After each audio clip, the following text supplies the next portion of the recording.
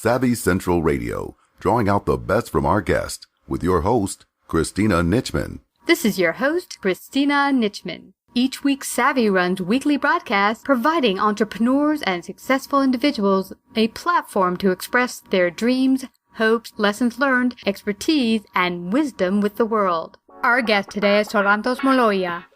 Sarantos has been writing lyrics since 4th grade. Music was always in his blood, having undergone several personal challenges with Sarantos' father passing away 4 years ago after a long, hard fight with lung cancer and dealing with personal issues like asthma and allergies which affected his singing style. Going through life's up and downs, the timing was finally right to start pursuing his lifelong dream. Sarantos is nominated in 2014 for the International Music and Entertainment Awards and also for the Hollywood Songwriting Awards for Best Unsigned Song. To find out more about Sarantos, visit his website at melogia.com, melogia.com. Hi Sarantos, how are you? Welcome to Savvy Central Radio. I'm great, Christina. How are you doing today? I'm doing fabulous. I'm so excited to have you out here. I think you're one of the first people we've had on that is a composer by trade and a musician, so this will be really interesting. Before we get started, share with our audience a little bit about your backstory and what brought you to the world of music and inspired you to compose and sing music. Absolutely, I'd be happy to. First of all, I want to thank you for having me on the show, and I want to thank your fans for tuning in. My story is pretty simple. I'm an average, everyday kind of person who muddles through life and, is happy with his job and happy with his friends and what he's doing. But I've kind of had this burning hole inside of me for many years because I've had a secret passion and something I've wanted to do since I was a little kid, which is sing, write lyrics and create music and release it to the world. Mm-hmm. And a couple years ago, obviously I'm not 18, but a couple of years ago, I decided, my dad passed away, and that kind of pushed me over the edge, and I decided to do it. So all I'm trying to do is, my style is kind of 80s rock mixed with today's modern pop rock, and I'm just going for it. That's really my story. Yeah, I love it. I was listening to it, and I thought, wow, I could have just turned on the radio in the 80s, and this would have been playing. Yeah, absolutely. So what is the story behind your name? It's rather different. It's unique, Sarantos. When I kind of thought, what should I call myself? Obviously, every name known to man was taken, and I'm of Greek descent, so I kind of realized, Sarantos is how you say my name, which is Sam in Greek. And I thought it'd be a really cool name, and I looked all over the internet, and it wasn't really taken, and nobody really was doing anything with it. So I thought I could brand it pretty effectively and be a little bit proud of my heritage, too, I guess. Yeah, absolutely. I'm assuming you do speak Greek, then. Yeah, absolutely, yep. Yeah. Yep, I did go to Greek school as a kid, and yep, I still speak Greek. So my big fat Greek wedding, was that a little bit on target there? It was, actually. The only thing I could say that I've never seen or done is the Windex thing. But other than that, it was pretty on target. And I think that movie did great for many reasons, but I think a lot of different nationalities could relate to it. And I think really that was the key. Actually, I watched it 5 times in the theater. I really, really did enjoy it. But I think the common theme was family, which many of us can relate to, even if you don't have a huge family, the significance of the importance of family. Yeah, absolutely. I agree. So what aspect of music making really gets you really most excited? To me, I'm all about the lyrics. And, I started writing lyrics for as long as I can remember, and I love words. Mm-hmm. So to me, the lyrics are the thing that excite me the most in terms of music and my songs. And then after that, I think, probably the most exciting thing in the industry right now is just the whole revolution of interacting with the fans on a direct level. So I'm an unsigned artist. I don't have a label. And there's pros and cons to that. The con is I don't have a huge marketing budget, and my name is not plastered on every wall and every website. But the advantage is I can be myself and I can be real with people. So I don't have a big ad agency responding on Twitter and Facebook. It's me. Yeah. I just released a new song, and I sent out my email list is almost 10,000 people now. And it's great to see them email me back, and I interact directly myself. I ask them questions. It's kind of like becoming friends. It's real. It's not fake. It's not an ad agency telling you, you should dress like this. You should speak like this. When I do an interview like this, I don't have to prep. It's just me. Yeah, do love that. And that's part of the reason I think I told you before the show that you went out and started your dream and decided, heck, I'm going to go for it. I was the same way. I started Savvy about 3 years ago, creating my dream here. And it's just really great that I'm not really connected with an agency, a company or corporation that says, hey, you can only talk to these guests or report on these news stories. So it really does give you a bit more leeway than a lot of huger companies. Absolutely. And it's a little more liberating. You know, when your fans listen to your show, they know that it's not all about sponsorship and people telling you what to say or who to interview. It's more real. Yeah, and also when they connect with you, they know whoever they're talking to in a letter or in an email is really the person who they say they are. It isn't some hired coworker. Yeah. Yeah. Yeah, does that happen? I worked a consultant, and they actually had a whole team of people going out and doing social media posts all day long for their company. Yeah, that's crazy. As you come to creating your dream and your passion, what has been some of your greatest struggles or hurdles along the way? Probably the biggest hurdle I face as an indie artist is just exposure. You know, I tried to get the word out there. I just want my music heard, because if people don't hear your music, they're not going to tell you it's good or bad. It's just going to sit on the shelf. And the one thing that was kind of fascinating to me, I think about 2 years ago, I looked at the stats, and on iTunes, only about 30% of songs are bought at least once. So It's crazy to hear that. And then you see these stats about Spotify, and 80% of the music is never heard. And it's very interesting, because as an indie artist, all I want is my music heard. And unfortunately, if you don't have the marketing power or big label behind you, that's the hardest challenge. Is people won't even give you a chance to listen to that first, 3 minutes of your song, or that's the biggest challenge, I think, is just getting people to listen to it.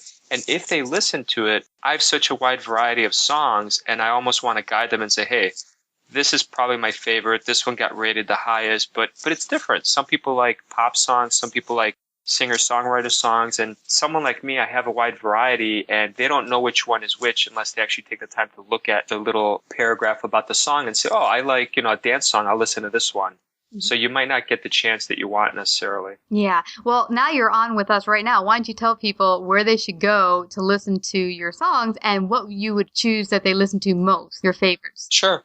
So probably the biggest hub of information is my website, which is Melogia.com. It's www.melogia.com. In Greek, it means with words. And since I'm all about words, I thought that'd be an appropriate website. Mm. And if you go on the website, you will be able to download and listen to all my music for free. You'll be able to go to the YouTube channel. I'm on Facebook, Twitter, Instagram. And you can certainly get a wide variety of exposure to my sarcastic personality on social media. But again, last year's CD, the first CD I released, was very experimental. It had a dance song that was well received. It had a jazz song that was well received. And then it had a couple rock songs, Nothing to Hide, back and forth, rock R&B kind of song. Mm-hmm. Those are probably the most rated, the highest and best received. Mm-hmm. Last year I had a Christmas CD I put out that had 4 originals, 10 covers, and 10 short stories. So again, if you're into Christmas and holiday music as November rolls around, I think that's what I'd recommend. And then this year, the song that's gotten the most buzz is What If I Never See You Again, which is kind of a singer-songwriter rock song that I wrote about my dad and one night wondering if I was going to ever see him again. Mm. And the song that just came out actually 2 days ago, I Sing, is kind of a pop summer song that very catchy, very singable. And it's about, you talked about this yourself. You should never wait. You should do what makes you happy. And the song is basically my response to people asking me over the last couple of years, why are you doing this? What's wrong with you? Like, why do you want to sing? And it's kind of my answer. And it's kind of a fun song too. Yeah. And if you're an 80s kid like I am, it'll bring you right back to high school. So you mentioned the difficulty of really getting heard amongst all the noise out there, and especially the big labels that really push the big artists. What would be some of your tips you could offer inspiring independent artists out there who want to get started? Probably the thing I've realized the most is, unfortunately, it's a business. And when you're someone like me who has a day job and is doing this not as a hobby, I'd love to do it full time and give up my other career or in a limited capacity and do this full time and raise a lot of money for charity, but you have to be realistic. That's probably the biggest thing. And I think if you're 18 I don't necessarily think moving to Los Angeles and, it's going to serve you well. I think you should kind of do something with your life and do the music 40, 80 hours a week, whatever you want, and give it everything you've got, but be realistic.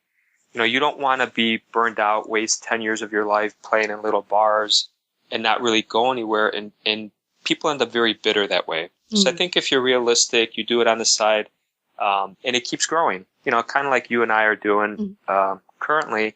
And at some point, hopefully you get critical mass and you can do what you love and love what you do. And that's probably the most important thing.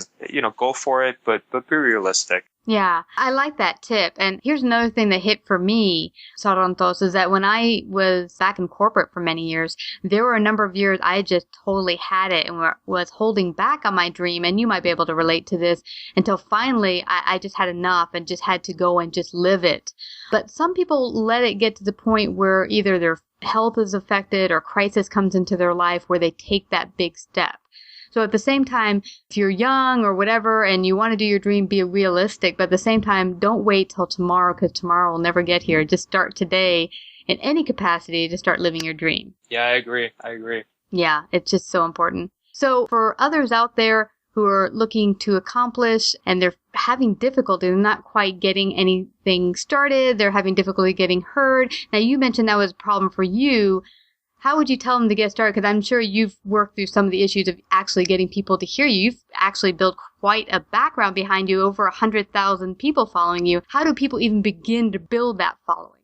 I think you have to decide who you are and what you want to be. And it might sound weird to say that, but where do you want to be in 6 months, a year, 5 years, 10 years? And if your end goal is to quote unquote make it, well, even when you make it, what are you looking for? Are you looking to be a billionaire? Are you looking to have 10 cars? Are you looking to just get your music heard? And I think when you develop your vision and you find out what's important to you, everyone has a unique, family, friend, environment, situation, and it all plays a role to building who you are. Once you decide what you want long term, then you figure out short term and you just make a plan. And it can involve, I'm going to play every little bar I can and build up 10 fans at a time. It can be someone like me who has a day job and says, look, I've done some gigs, but I can't really afford to take time out of my work to go play for 5 or 10 people. Not that there's anything wrong with that. It's just not something that I can do with my day job. So you have to build it somehow. Play to your strengths. If you want to go to bookstores and just play and build fans that way, there's nothing wrong with that, but you got to have a plan. And I think the one thing that I've realized is it doesn't happen overnight. Everybody fantasizes about going viral. Everybody thinks they're going to get discovered, but most guys work at it many, many years. And I think the thing I've, just in reading and talking to people give up. People give up. They release one song. They think it's going to go viral. Nobody listens to it. Nobody buys it. They get disappointed and they quit. And I can tell you, me as an artist, every time I get, coming back to this song I sing, every time someone said, your voice is terrible, your voice is great, I took it to heart and I poured time and energy into making it better. And you're not going to please everybody, but anytime someone would say that video is, some people are just going to be haters and I get that, but I want to get better every day. And again, the other part to this is realizing you're not going to make everybody happy. You're just not. And you just have to be true to yourself and grind every day. That's all you can do.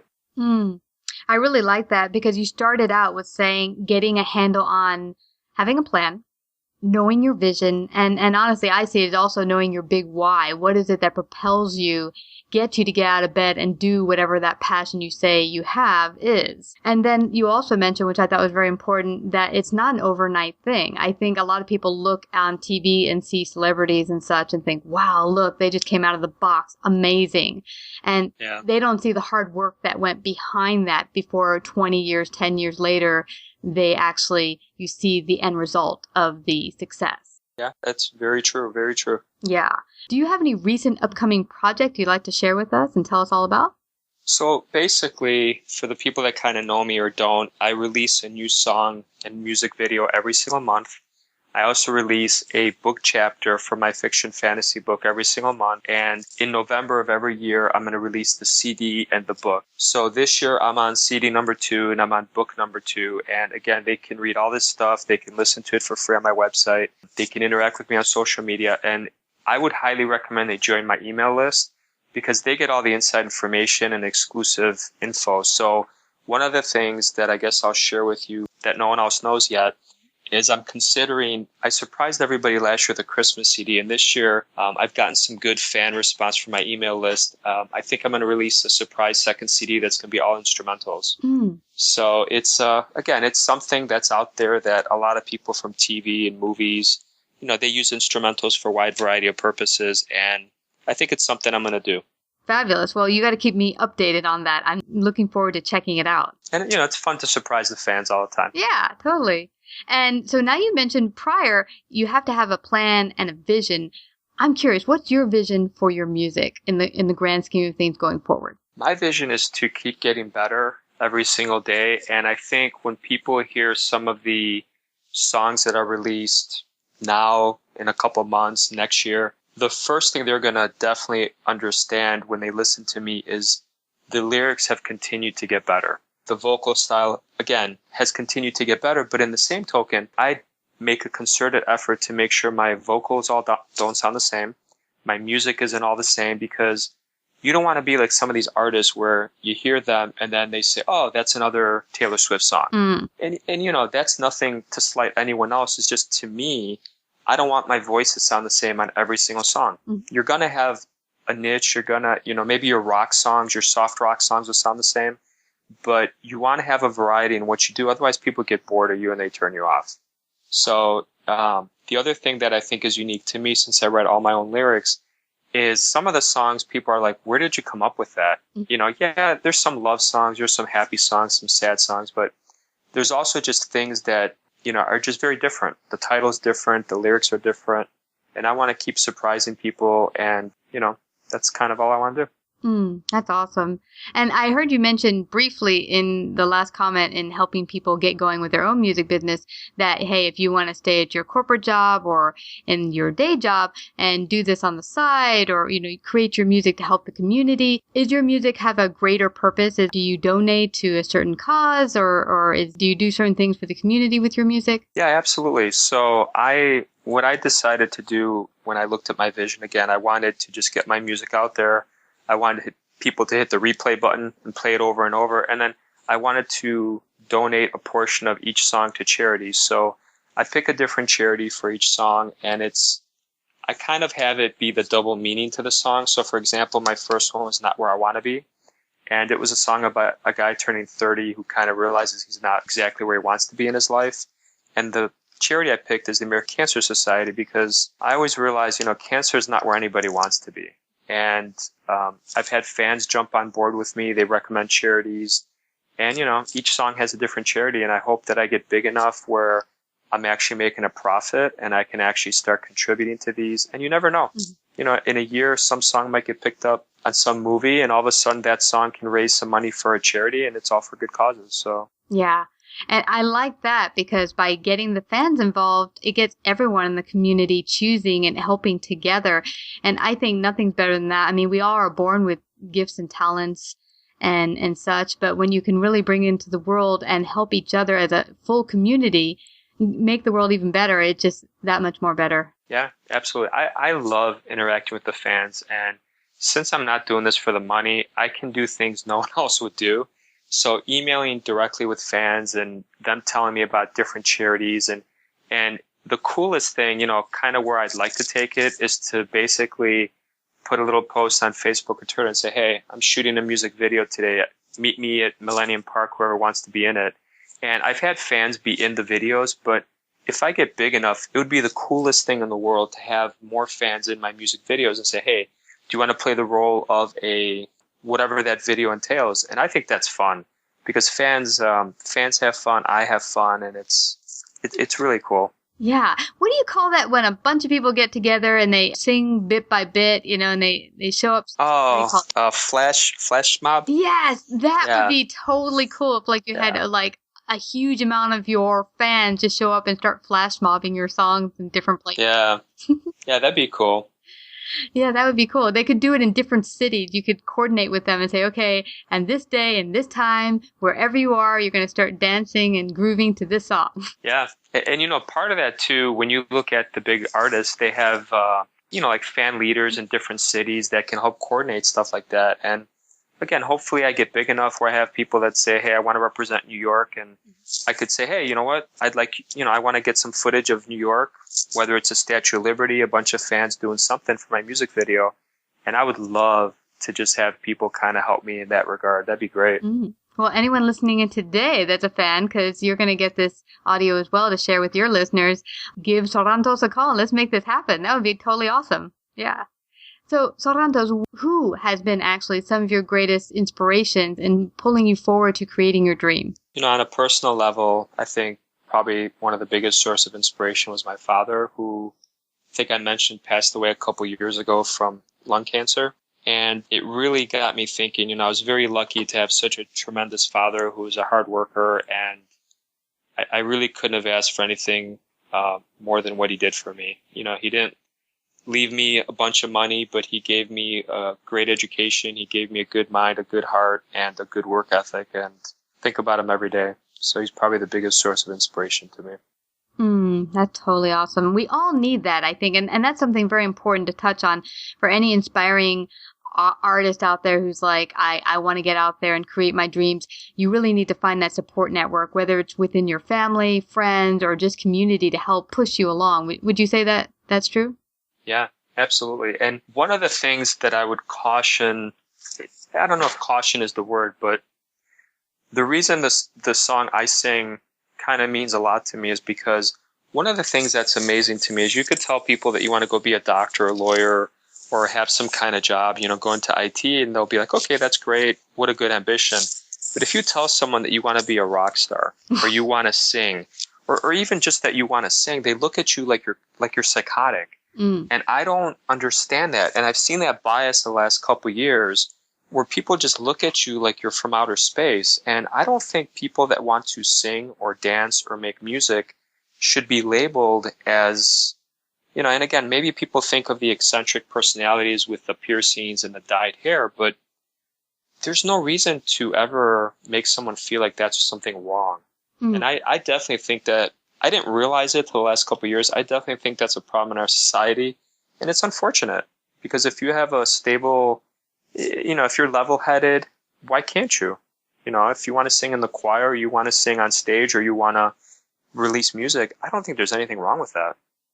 No, absolutely. And I love that you just mentioned that, Sarantos, because in the news this week, there was a teacher, and I just happened to come across this post in Yahoo, where this teacher in I don't know what state told an NBA player, please do not come to my school. And I read further, and he said, because you're going to give them not encouragement, but make them feel delusioned because they can actually create something that's probably not possible for them. So I'd rather they not feel that they can't accomplish it. Wow. Than stay where they are now. And I thought, wow, these are our teachers who are telling students, don't encourage them to do something great and wonderful like work for the NBA because it's probably not going to happen for you, so don't even dream it. I mean, that's just sad. I think telling someone not to even dream it is sad because when you go to bed at night and you close your eyes, how dare someone tell you what you can or can't dream about? I mean, that's just part of human nature. Absolutely. Unbelievable. Yeah. In fact, a friend of mine told me a couple of years ago that his 14-year-old daughter came home from school and they were telling him, okay, what do you want to be when you grow up? And she said, well, I'm going to be a guitarist. And the teacher said, that's not on the list. You have to choose a real job. Wow. Yes, a real job. Yep. I've heard that. Yep. Okay, what's a real job, quote unquote?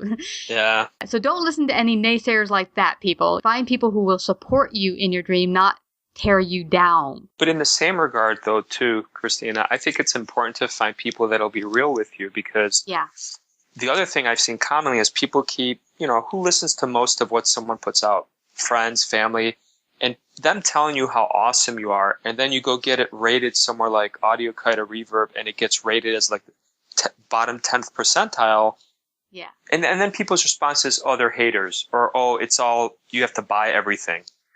So again, you need people that'll critique you honestly, that'll keep pushing you to get better, because if you think you've arrived, whether you're a superstar or not, you'll get stagnant. And I think that's terrible.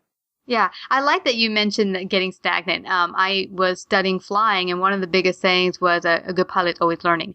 And a pilot that doesn't learn or says, I know it all, is a complacent pilot that gets himself or herself killed. Yeah. And whereas that doesn't happen with music or a lot of other professions, it's the same. If you just say, I know it all, I've arrived, then really there's nowhere else to go. And it's crazy in the music business. It's unlike any other, because you have, some stars that don't do anything. They don't write their own lyrics. They don't write their own music. Everything is auto-tuned, and, people will go hear them live and be like, who is that? That they're like lip singing it, and it's just crazy because, again, I want to be real. If people come out to see me perform, whether they love or hate my voice or my music, it's going to, again, when you do gigs, you can do one of two things. You can try to make it sound as close to the record as possible, or you could, be different. You could say, I'm going to do an acoustic version of this, and I think fans will basically know that it's still me.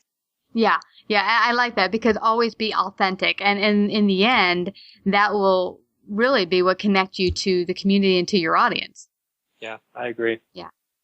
Well, it's been so fascinating finding out more about you, Sarantos. Before we head on out again, please let people know again where they can find out more about you and your music. Again, the biggest source of information is probably my website, which is www.melogia.com.